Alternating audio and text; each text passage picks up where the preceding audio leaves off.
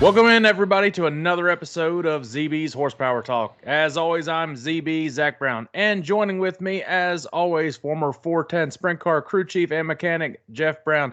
Dad, a lot to go over. We have amazing racing from NASCAR in Atlanta. Now we got to talk about the Golden Isles races for high limit and previewing a bunch of races this year, previewing our top 5 dirt tracks and our new power rankings for NASCAR. So a lot to talk about. Let's dive right in to the big shows at Atlanta, the 3 series, tremendous racing at Atlanta for all 3 series, not just crash fests. Crash fests is very, very good racing. And how can you not talk about that finish on Sunday? Yeah, unfortunately, I did not get to see the truck race, and didn't know Kyle Busch was running in it, or we probably would have picked him to win the thing. But probably. But the finish of the Xfinity race, great finish. Came down to Austin Hill saving enough fuel, and heartbreaker for rookie Jesse Love. Jesse. Yes. Yeah, sorry about that, Jesse. It's my fault. He was by far the class of the field, hands down. There wasn't nobody going to touch him. Then had that late caution, and just it was not going to make it on fuel. Yeah, so yeah. Why would his win's coming? Unless sure. I pick him, and it will never happen. And what's crazy though is that his teammate Austin Hill was able to save just enough fuel, so it might be a little bit of rookie mistake not being able to save enough fuel, and also comes down to the gas man, which gas man did a little bit better job. Clearly, Austin Hill. He was also out in front too. You're going to use a little more fuel. That's very true. Yeah, so he needed probably about a drop or 2 left, and he probably could have made a green white check. Probably about a quart. It was those are great races. The truck race was really good. The thing with that I noticed on the truck race was that Kyle Busch had the lead at the end with 2-3 laps to go. Nobody was making moves early enough, and Atlanta, it's not like Talladega or Daytona. Those is about literally pretty much half the length, and those laps they wind down quickly, and when they do, you have a limited number of times you can make moves, and nobody made moves until it was too late, and it was going into maybe turn 3. They tried something, but by then that was too late. Now I'd say that now, but the Cup Series race, that was one of the most insane finishes in NASCAR history. Yes, I'm going to say that because that was incredible. Little shots of cars with Lightning McQueen and everything. And came down to literally the last lap again. Ryan Blaney, I thought he had it in the bags going to the white. I was like, nobody's going to pass him. Just going to be kind of like how Xfinity and trucks were. If you're out in front, you were safe right there. I was wrong. And Kyle Busch had the ballsy move, cut it inside. And it was the cleanest racing I've seen, and the most aggressive racing, as clean as it was. And Suarez was able to make it work on the outside. Another classic Atlanta finish. And congrats to Daniel Suarez. I mean, came out of nowhere. But that team is progressing very nicely on 1.5 miles, and speedway racing is kind of anybody's game. But you saw, and I do like the way this Atlanta's configured. You still have a little bit of 1.5 miles dicing down low, sliding up in front of somebody as you would in other 1.5 miles, and then you got the speedway racing. Drivers don't really like it, but fans, that was awesome. Yeah, and the surface is just starting to wear out a little bit now, and that's going to make handling a big, more of an issue. And I think the racing's probably even going to get better as the surface ages a little more. Yes. The cars will probably slow down just a little bit. And, there's going to come down to handling and saving tires and things like that. But, yeah, holy shit. What a finish. It's like across the line, it's like you did not know who won that thing. I know we had our, top Daytona finishes of all time. That might be the best finish I've ever seen in any track. I've never seen the 3-way photo finish, No. I think it was like 3 1,000ths of a second from first to third or some shit like that. 7 1,000ths from first to third, 3 1,000ths from first to second, which that's crazy. Insane. Yeah, and I mean the drivers that lost, Kyle Busch and Ryan Blaney, afterwards are like, what are you going to do? Yeah. What do you want? We tried. It was really good. Even Kyle Busch, I mean, you could tell he was like, dang, that sucked, but he's not bitching and moaning or anything. I mean, it was No, a pretty popular win too. Daniel Suarez is a very popular win. I was going to say that's a very he generally seems like a pretty decent guy. That one of those guys you kind of want for him to do well.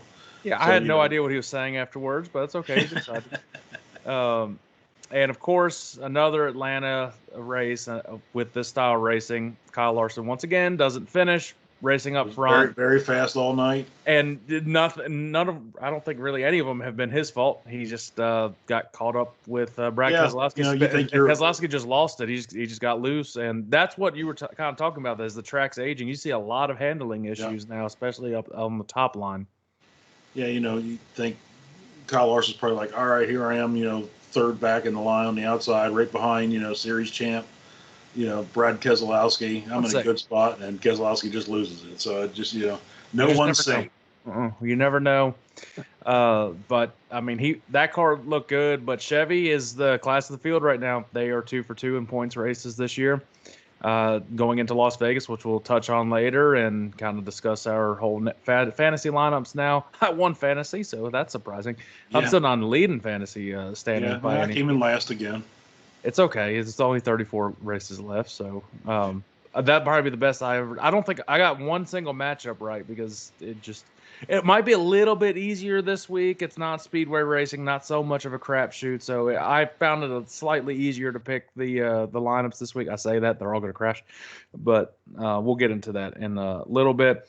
Let's touch on Golden Isles with the High Limit Series. That's their last racing until April, and they put on great shows once again. This is a really, really interesting track. Small track, not very high banking too, and it's slicked up at both races at the end. First night, Sunshine, who's having a fantastic year, an insane year. I didn't expect him to do so well. I mean, he won I think he won the Owners' Championship last year, if I'm not mistaken. I think that car won the Owners' Championship, I think, in the All-Stars.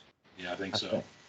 But showing that he probably would have been the All-Star champion if he didn't get hurt last year. Going on a tear already in the points lead.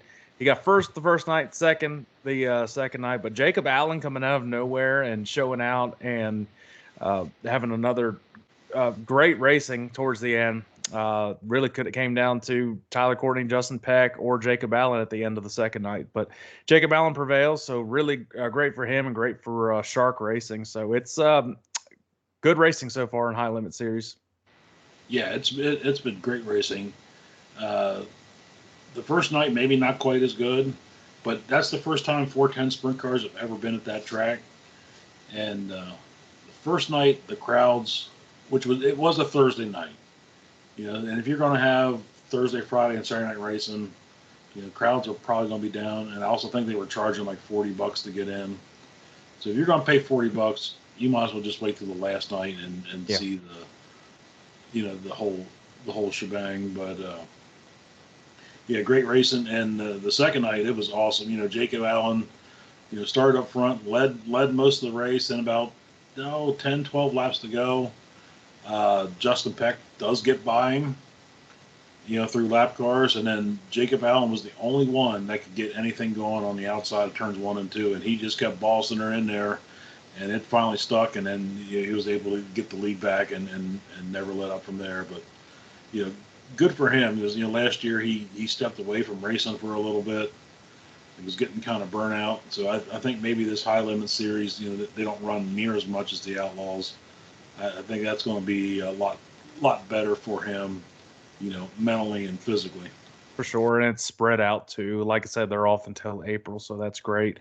And you'll probably see him racing some of the Pennsylvania races coming up. Lincoln, just a quick shout out to them, had their Icebreaker 30, and Wagaman gets the win. I don't know how many people know about him, but awesome for that team to open up the year like that. He's been very impressive. Last year he picked up a few wins, and in the ones he didn't win, he's actually been very fast. He's probably not well known, but I think you're going to hear his name quite a bit this year. He's a heck of a racer. And that put an end to the streak. I think they said Freddie Rimmer had 6 or 7 in a row opening days at Lincoln Speedway there. So somebody finally upset him. I think Freddie ended up third or something. But they also introduced the virtual flagman, but they also had the regular flagman. So the virtual flagman, it was kind of interesting. Was on the like facing the crowd and everything, and the crowd could see. In case you couldn't see a giant flag waving, you could see the virtual guy. It kind of looked like the iRacing dude that's in it, but they still had the regular guy. So I don't really know what the purpose of it is if they're using both of them. But it was interesting to see something different. And it was a packed house too. What else are you going to do if it's a nice day up in Pennsylvania in that area? But still, it was packed for a great night of racing. Yeah, that race almost, first race of the season up there, everybody in, central Pennsylvania is getting antsy from the winter and everything else. So you get a decent day. We always said if it was 40 degrees and sunny, we were racing. It's just simple as that. So it's Lincoln normally gets that thing in, but like Freddie didn't win for for the first time in however, didn't start on the front row of everything that that day. Shocking. All right, now staying in the dirt racing realm, before we talk about the World of Outlaws, staying in Volusia for a special Sunday and Monday race this weekend. Sorry for the interruption, guys, but I got to give a shout out to our sponsor and partner, BetStamp. Sports betting has rapidly risen in popularity, and I want to connect you all with an opportunity to get started and get ahead. Having multiple sportsbook accounts is the simplest way to maximize your profits, and there's never been a better time to sign up than now. When you visit my page, signupexpert.com/ZB, you'll be connected to all the sportsbooks in your region, along with a review of each platform and its unique benefits. All these sportsbooks have valuable sign-up offers for new users, and when you register through my link, you'll be automatically receive the top offer at each one. When you use multiple sportsbooks, you ensure that you can always access the best available odds, which is key to successful sports betting. If you want to take advantage of these benefits and support this brand, please consider signing up for your next sportsbook at signupexpert.com/ZB. Back to the show. Last week we talked about giving our top 5 dirt tracks that they're currently racing on in the country. We've given about the iconic races, which races are the best ones, and now we're talking about which are the best tracks to go to. So go ahead with your list, and from 5 to 1, what do you got? And I think I got probably 2 surprises that'll kind of shock you a little bit. Okay. Well, number 5, I don't know if this track actually has a name, but it's the dirt track at the Chili Bowl. That's just one of those, racetrack inside a building. That's a must see. That's just too cool. Number 4, this is probably lower than most people will put this track, but it's it's had some issues with management, but I got Williams Grove Speedway. Still an iconic track. I think management maybe is hurting Williams Grove a little tiny bit. It's just not the the top seed that it used to be. At number 3, I have Eldora. Another Tony Stewart owns the track, puts on the biggest races of the year. Huge draw. When you have your 50-50 is more than the winner gets for winning the race. You got something there. Number 2 might be a little bit of a surprise, but I have Port Royal Speedway. I've seen Port Royal come from just a dump, and people didn't want to come there, to one of the nicest facilities in the country now. They have really done it the right way, and especially in just the setting where it's at. It's in the mountains of Pennsylvania, right in the middle of town. Houses along the backstretch. That's just a cool place to be. And then you get the fair and you get the good food, but that's a whole different story. And number 1, it's probably gonna be the same as yours. You got Knoxville Raceway. Nope. How do you argue with that one? They put the biggest race on the year, and people forget. They run a weekly series there as well, and it's always a good show. The track's always in great condition, and the whole deal. They definitely sprint car capital of the world is Knoxville, Iowa. That's for sure. Wow, actually a completely different list. So here we go. Number 5, I never really knew about this track too much until last year. They kind of revamped it, and they've got basically a whole week of excitement now. and it's high purse and it's high stakes racing. They race, I believe it's 4 nights, as a similar format to the Knoxville Nationals, where you got to build points to get ready for the final race. I'm going Huset Speedway, the sponsor of David Gravel, of course, and just a fantastic racing last year. And that elevated the top 5 for me. I really like that track. Number 4, and this one is a pretty iconic one, and that are actually racing there this weekend. Volusia, always great racing, especially this year. The racing was fantastic. I'm excited to see what Sunday, Monday bring. If it can stay up with how good racing it already has had for this year. But Volusia's my number 4. Number 3, home track for us, Williams Grove. Yes, he's kind of not deteriorated, but declined a little bit. But they're adding some needed renovations. You see the bridge getting replaced and everything like that. So maybe they're trending in the right direction again. Probably the best rivalry in motorsports between Beer Hill and Enfield. So Beer Hill sucks, Enfield sucks. Number 2, and this is where we're a little bit different. I got Knoxville as number 2, just the same reasons as you said. Sprint Car Capital of the World, National Sprint Car Hall of Fame. What else is there to say? And number 1, after experiencing this place, seeing it with the Truck Series race here, I've got Eldora number 1, and seeing what they did last year, bringing the $1 million race, and the Kings Royal is always fantastic, and the crowds, just in general, just such a great facility. And Tony Stewart's done it the right way and made that place so much better.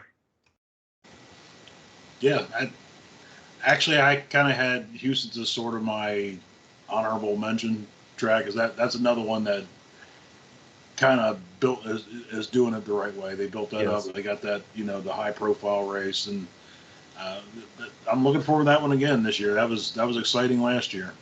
Yeah, that would be a pretty cool little trip one of these days. I don't think there's a whole lot. It'd be a big trip to South Dakota. Yeah, not a whole lot to do up there, but that'd be interesting. Definitely cool. All right, so previewing the World of Outlaws this week, they are staying in Volusia for a special Bike Week Jamboree on Sunday and Monday. We've discussed Volusia. It's slicked up, but it's slicked up the right way. The racing was fantastic on the series season opener. I don't expect anything less for this. I think it's going to be another great 2 nights of racing. Yeah, people kind of shit on the tracks, slicking up and get slow, but the racing gets better. I mean, it opens up. When you have a cushion, all these guys can run a cushion and haul her in there wide open, and it's very difficult to pass. You get one where you got to be tight on the out or tight on the inside, and if you're ballsy enough to haul her in on the outside and hope it sticks, that's when you get racing. Yeah, the track's probably 2-3 seconds a lap slower, but in all reality, you don't notice that. You're looking at some great racing. I expect more of the same. Weather's looking good here for this weekend, because you're not down. Yeah, So, and combined with Bike Week, and you got the dirt racing. Now there's not going to be any beer flowing through that place at all. Yeah, that's going to be fun. If you think dirt crowd's rowdy enough, just introduce Bike Week to it, and it'll really give people the extra excuse to drink. Well, let's get into it. Let's get into our picks. The NOS cars have been on fire this year with when Tyler Courtney raced the opening heights, and then Hodenshield had a win this year. They're I don't know, maybe there's an extra juice with that NOS or something in it. But for Sunday, who are you going with? And then you should give Monday as well, and I'll give you my 2 picks. Sunday, I think it's the same the way they finished in the Volusia last time. Sunday I got David Gravel, and then Monday got the NOS car, Sheldon Hodenshield. Well, let's flip-flop them for me. I've got Sheldon Hodenshield for the Sunday night, and then Monday night I've got David Gravel. So it's really interesting. You don't usually see the Outlaws race on Sundays and Mondays, so it'll definitely be cool to see. Flip off the NASCAR race, get right into Outlaws, or in our case, we'll probably catch the highlights in the morning, which is perfectly fine because that shows pretty much all you got to see. So that does it for dirt racing this week. Has high limits off until April. Next week, we're not going to do a top 5 because we have 17,000 different series we're going to be previewing. Apparently, everything opens up next week. You've got NHRA, IndyCar, World of Outlaws, and NASCAR. Yeah, there's too much to do a top 5 next week. So that'll wrap up our dirt racing segment for this week. Let's get into previewing Las Vegas for NASCAR. This is the traditional mile and a half that you'll have. This is the beginning of the West Coast swing for NASCAR. And Las Vegas, I think, is one of the better mile and a half traditional tracks that you have. Yeah, I was just going to say this is, all the mile and a halves kind of look alike, but I don't know if it's the surface or just just how the transitions are, but it definitely seems to be better racing at Las Vegas, especially compared to, like, say, Texas. Texas Motor Speedway, that usually racing kind of sucks, but the racing at Vegas is usually very good. You're going to have side by side. There's going to be, passes for the lead in general. Usually you don't get somebody getting out to a, 10-second lead like happens every now and then, some of those tracks. So, yeah.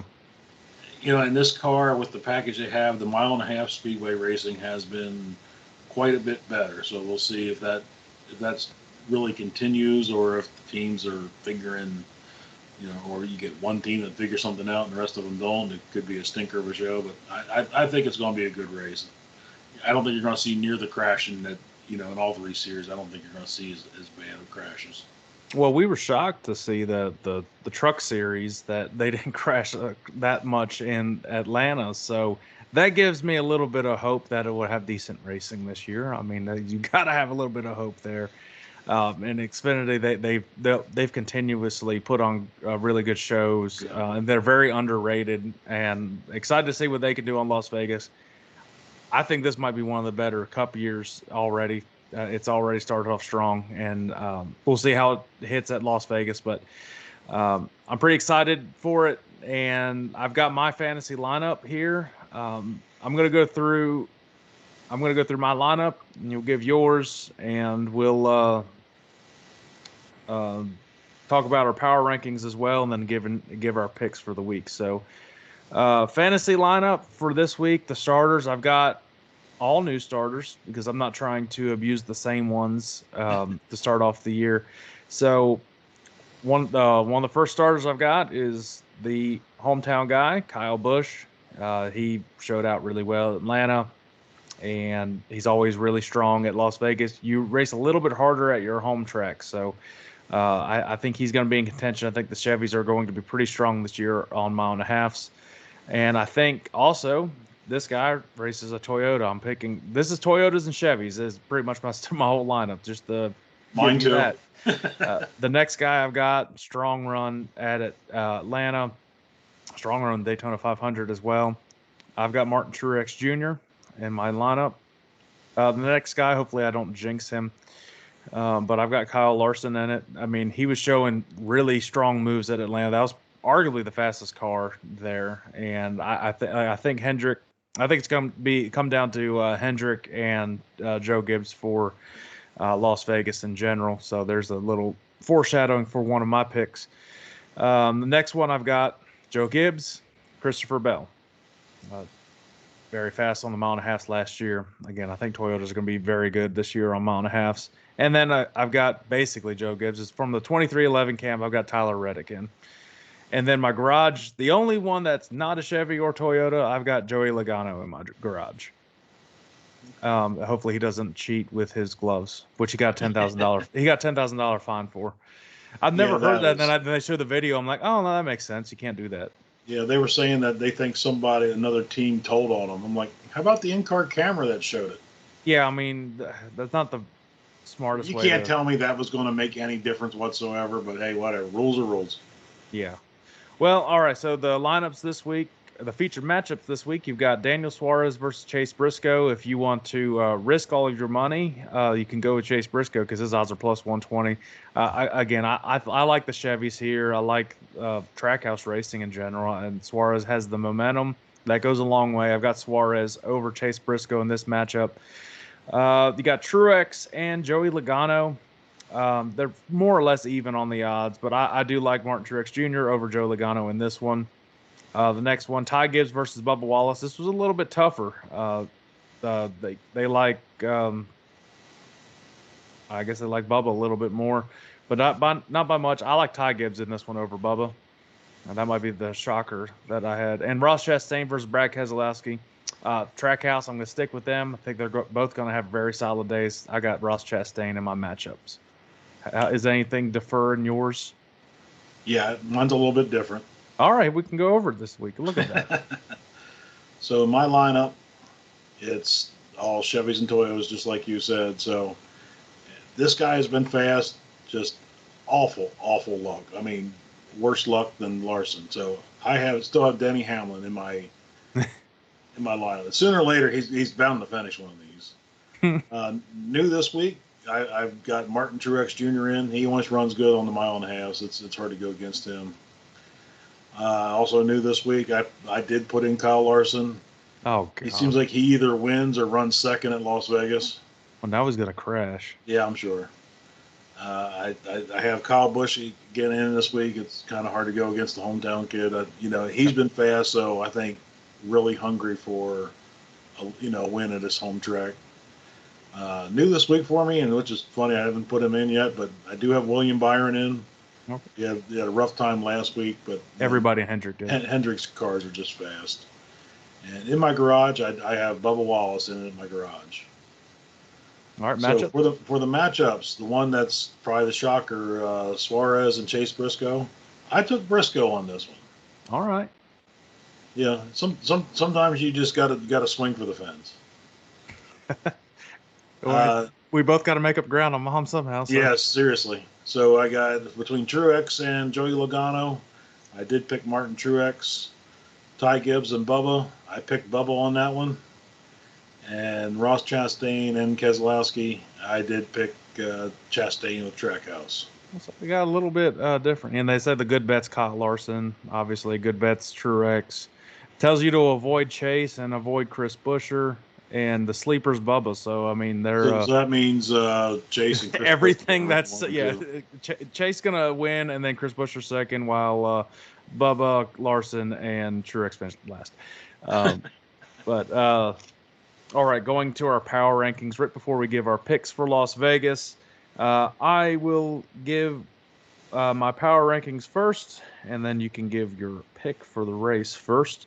So this is a huge shakeup in power rankings for me.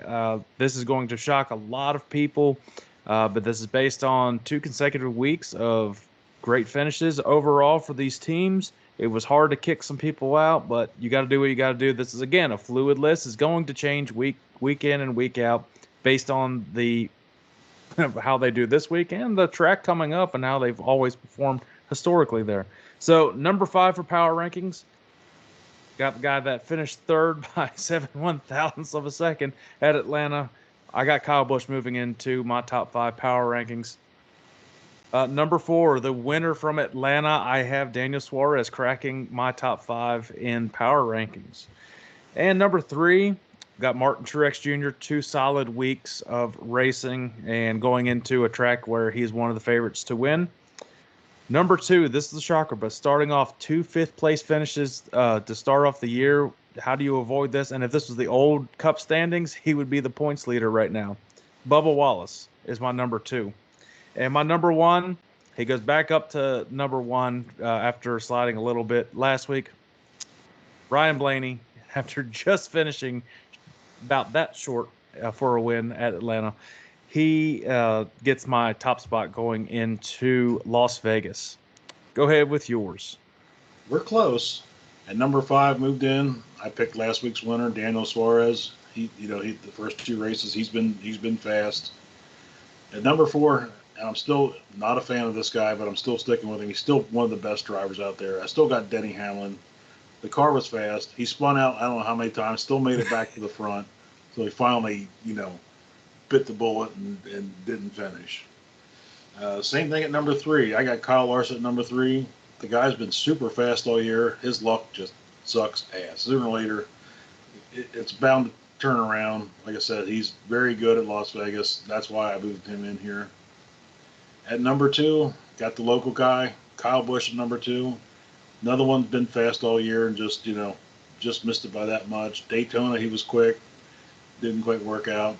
And number one, we're the same. It's Ryan Blaney's just been on fire since, the last 8 races of last year and going through this year. That car has just been a rocket ship, and he's doing everything right. And they can't surprise people either. It's the exact same team. Literally nobody is different on that team, and that goes up. That doesn't happen in anything. So if you're able to have the same team back-to-back years, that's a recipe for success. That's how Jimmy Johnson won his championships. It was very consistent. All right, let's get into our picks for Las Vegas, starting with the Truck Series, then Xfinity, and of course ending with the Cup Series. So go ahead and you pick first this week for trucks. You're muted.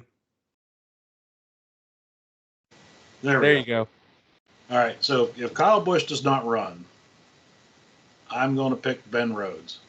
I'm going to stick with him until he wins one for me. He was fast last week and just didn't quite, pull through. Yeah, he had I believe I think a tire blew, if I'm not mistaken. Tire blew on his car, and I said, of course it's going to blow with under 10 laps to go. I'm not doing the same pick as you this week. I've got the Toyota driver, Corey Heim. I think he will get it done at a 1.5 mile track. I think you'll start to see, and especially the Truck Series, the Toyotas separate themselves from the field in these type of tracks. Xfinity, who you got? So this one, I don't know if this would be much of a shocker or not, but this would be his first win, and I think it would be very popular, especially with all the crap that went down last year. I got Sheldon Creed for Joe Gibbs Racing. He was fast last, all the races. He's been good so far, and I think he's definitely going to win a couple races in that car this year. And you were talking about, for your power ranking, Ryan Blaney being that guy who had tons of momentum towards the end of last year. Well, a guy that had tons of momentum and actually got into the Final Four last year for Junior Motorsports, I got Sam Mayer for Las Vegas. Yeah, he's definitely one to keep an eye on. All right, the Cup Series, who are we going to jinx this week? All right. Well, you're not going to like it. I got Larson.